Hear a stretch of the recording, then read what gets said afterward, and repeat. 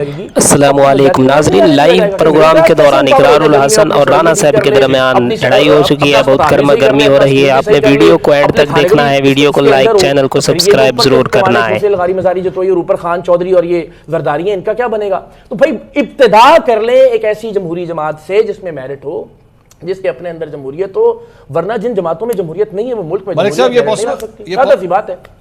میں یہ کہہ رہا ہوں کہ جو اقرار بھائی بات کر رہے ہیں نا، یہ تجربہ پاکستان میں ہوا نا۔ ایک شخص آیا، اس نے ایک جماعت بنائی جس میں اس کا کوئی رشتہ دار عہدیدار نہیں تھا۔ کس کی بات کر رہے ہیں؟ عمران خان کی، بڑے بھائی کی۔ اچھا، عمران صاحب بڑے بھائی کی، تیرے نام سے شروع، تیرے نام پہ ختم۔ نہیں تو آپ تردید کر دینا میری بات کی۔ آپ نکال دیں اس کی کوئی آئی پی پی، نکال دیں اس کا گھی کا کارخانہ، نکال دیں کوئی چینی کا کارخانہ، نکال دیں اس کا باہر کوئی کاروبار۔ سن لیں، اس نے تو اب بعد از مرگ اپنی تمام جائیداد پاکستان کے نام کی ہے۔ آپ میں سے کوئی کرے گا؟ اعلان کریں آپ۔ اپنی جائیداد پاکستان کے نام تو ہے جو اس کے پاس، جو پاکستان میں پاکستان میں رہے گا، باہر میرا مطلب شوکت خانم کے نام کر دی ہوئی ہے اس نے۔ نہیں، آپ نے کہا جائیداد میں تو وہ 300 کنال کے نام جو بھی اس کے پاس کھانے والے کی زمین ہے، میاں والی کی زمین ہے، 300 کنال کا گھر ہے، بڑی بات ہے۔ چار چھوڑے گفٹ ہے، گفٹ اور کیا ہے؟ اور چارے بول رہے ہو تسی گفٹ ہے۔ پہلی دفعہ گفٹ کا نام سنے آپ لوگوں نے؟ گفٹ، میں تو حیران ہوں کہ گفٹ کا نام پہلی دفعہ آپ سن رہے ہیں۔ نہیں، آپ عمران خان صاحب کا 300 کنال کا گھر گفٹ ہے، عظما گفٹ ہو جاتی ہے۔ آپ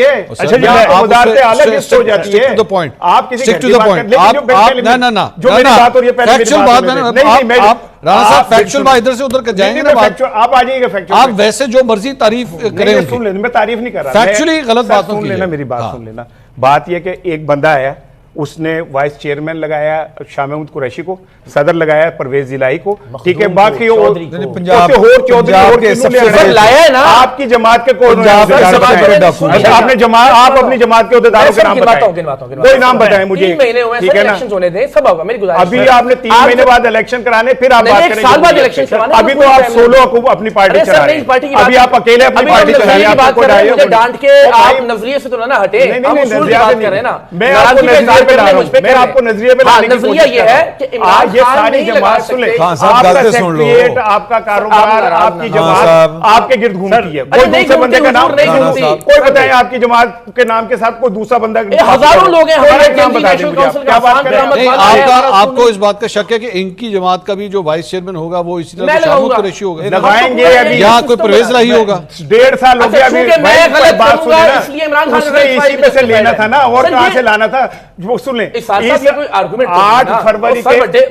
فروری کے الیکشن میں ارکان اسمبلی کون ہے؟ عام آدمی لوگ آئے، عام آدمی ہے، ٹھیک ہے نا؟ وکیل ہے، چلے اقرار صاحب کی بات سن لیں۔ آپ یہ کہنا چونکہ ان کا یہ خدشہ ہے کہ اقرار بھی یہی کرے گا، اس لیے عمران خان نے جو کیا خدشہ نہیں، میرا یقین ہے، خدشہ یہ نہیں۔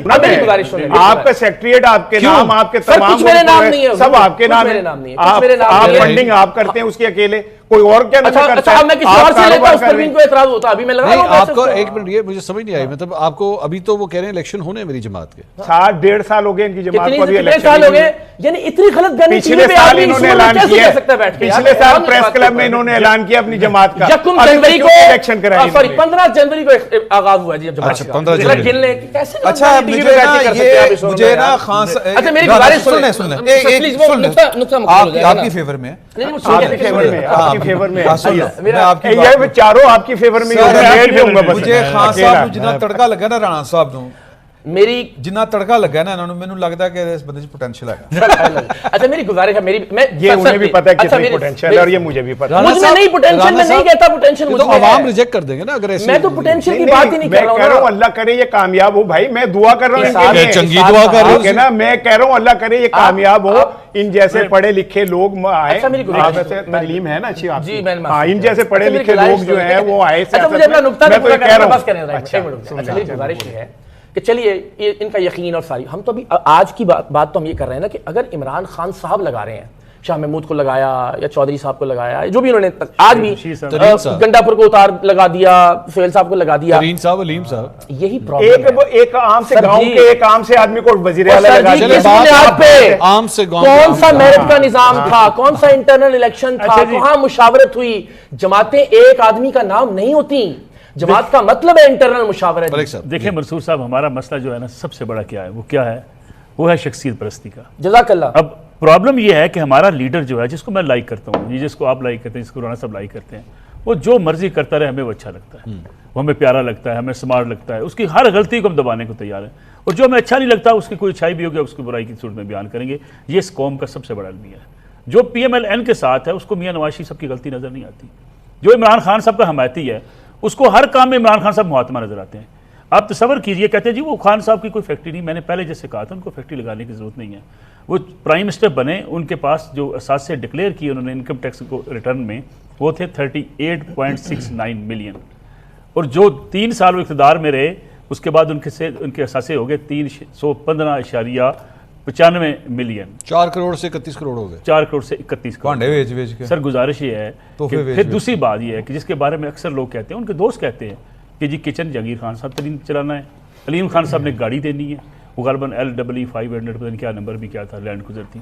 گاڑیاں آپ نے اپنے ان لوگوں کی لینی ہیں جن کو آپ پارٹی کے عہدے دے رہے ہیں، خرچے آپ نے ان کے کروانے ہیں، ہوائی جہاز آپ نے جہانگیر خان ترین کا استعمال کرنا ہے، بچے آپ کے باہر رہتے ہیں، گولڈ سمتھ صاحب کے نواسے ہیں، جائیداد جو گولڈ سمتھ صاحب کی ہوگی ڈیوائیڈ ہوگی، جمائمہ خان صاحبہ کے بچوں کو وہ ساری وراثت ملے گی. آپ کے بچوں کا مستقبل محفوظ ہے، یعنی اربوں پاؤنڈز کی ہے شکل میں محفوظ ہے. آپ کو خرچہ نہیں چاہیے نا جی. یہاں کے خرچے آپ کے وہ لوگ چلاتے ہیں جو پارٹی سے عہدے لیتے ہیں. میں آپ کو ایک واقعہ سناتا ہوں. یہ جو ہم محاتمہ بنا کے پیش کرتے ہیں، مجھے اس سے اعتراض ہے. خان صاحب بھائی بڑے اچھے آدمی ہوں گے، اتنے فرشتے نہیں ہیں کہ ان میں کوئی خرابی نہیں ہے. ایک صاحب آزاد کشمیر کے وزیر اعظم کے پاس آتے ہیں اور کہتے ہیں جناب جی کہ فلاں فلاں کنسلٹنسی مجھے دے دیجیے. وہ جناب وزیر اعظم صاحب کہتے ہیں جی کہ کس چیز کی کنسلٹنسی؟ انہوں نے کہا جی ہم ٹورزم کے حوالے سے آپ کو ایک پرپوزل بنا کر دیں گے، تو اس کے لیے ہمیں 15 کروڑ روپے دے دیں جناب. اب وہ وزیر اعظم بیچارہ ایسے پیچھے ہٹ کے مجھے کہتا ہے یار میں کیا کروں، مجھے اس کے الفاظ ہیں. اسے کہا خان صاحب نے بھیج دیا، یہ لندن سے موصوف اٹھ کے آ گئے ہیں، اب یہ مجھ سے 15 کروڑ روپے لینے چاہتے ہیں صرف ایک رپورٹ بنانے کی. تو میں پری ایم کے فنڈ میں سے یا آزاد کشمیر کے فنڈ میں سے 15 کروڑ روپے کیسے دے دوں؟ سر ایک جلسہ جو راولہ کوٹ میں ہو رہا تھا، میں اس کی بھی آپ مثال دوں، پی ایم ہاؤس سے کنوے کیا گیا کہ فلاں جلسے کی جو ہے وہ ٹینڈر جو ہے اس فلاں بندے کے پاس ہوگا، اس لیے کہ آپ نے وہاں سے اپنے دوستوں کے لیے پیسے بنانے ہیں. فرشتہ کوئی نہیں ہے، خدا کے لیے ہم اس بات کو مان لیں. جب ہم کہتے ہیں جی خان صاحب تو فرشتے ہیں جی، ان کو نہ پیسہ چاہیے جی، جو یہ چورن جو بیچتا ہے نا. میں شہباز صاحب کے جملے پہ بڑا اعتراض کرتا تھا جب وہ کہتے تھے حبیب جالے صاحب کی نظم، شہباز شریف صاحب کہ دیپ جس کا محلات ہی میں جلے. بھائی آپ 400 کنال کے گھر میں رہتے ہیں، محلات والے آپ ہیں، آپ کا ماڈل ٹاؤن کا بہت بڑا گھر ہے، آپ محلات والے ہیں، آپ لوگوں کا مذاق مت اڑائیں. خان صاحب کہتے ہیں جناب ہم تو میں سادہ آدمی ہوں، میری تو قمیض میں وہ سوراخ ہے. وہ بھائی 300-325 کنال کے گھر میں آپ رہتے ہیں، دنیا کا بہترین جم آپ کے پاس ہے، بہترین سوئمنگ پول آپ نے بنوایا ہوا ہے، بہترین فرنیچر. ریحام خان صاحب کی وہ تصویریں دیکھ رہے ہیں جب ان کی شادی ہوئی کہ یہ دنیا کا بیسٹ فرنیچر میں نے اپنے بیڈ روم میں لگوایا ہوا ہے. بھائی بات یہ ہے کہ آپ لوگوں کے پیسوں سے لگواتے ہیں، اور میں آپ کو بڑی دیانتداری سے یہ بات کہہ رہا ہوں، پاکستان میں بہت سے لوگ کاروبار نہیں کرتے. میں کئی ایسے لوگوں سے واقف ہوں، میں نے کہا بھائی کاروبار کا لوگ بھجن پیسے فری آتے ہیں، وہ بھی دینا میں کاروبار کیوں کرا؟ فیکٹری کھولوں گا، مزدوروں کی گلیں سناں گا، بجلی کے بل دینے پڑیں گے، انکم ٹیکس لا کے تنگ کرے گا.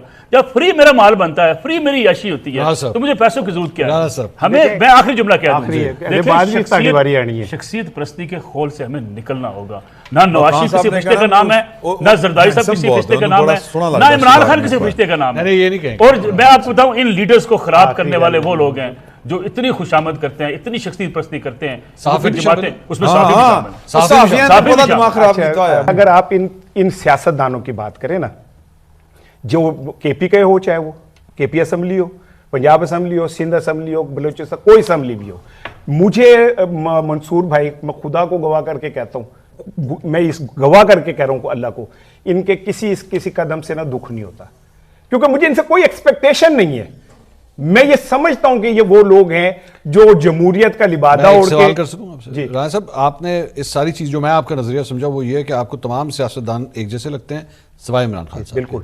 لیکن یہاں پہ ایک سوال یہ پیدا ہوتا ہے کہ پاکستان تحریک انصاف کی جو بھی لوٹ آج ہے، چاہے سہیل آفریدی وزیر اعلیٰ کی شکل میں ہو، یا بیرسٹر گوہر چیئرمین کی شکل میں ہو، یا شیخ وقاص اکرم سیکرٹری اطلاعات کی شکل میں ہو، یہ ساری پروڈکشن، یہ ساری اپوائنٹمنٹس ہیں تو خان صاحب نہیں نواز شریف صاحب نے، یا عثمان بزدار اگر وزیر اعلیٰ تھا، یا وہ سنیں یا شاہ محمود قریشی وائس چیئرمین تھا، میں آپ کی بات کا جواب دے رہا ہوں. سب تو خان صاحب نے. میں آپ کی بات کا جواب دے رہا ہوں.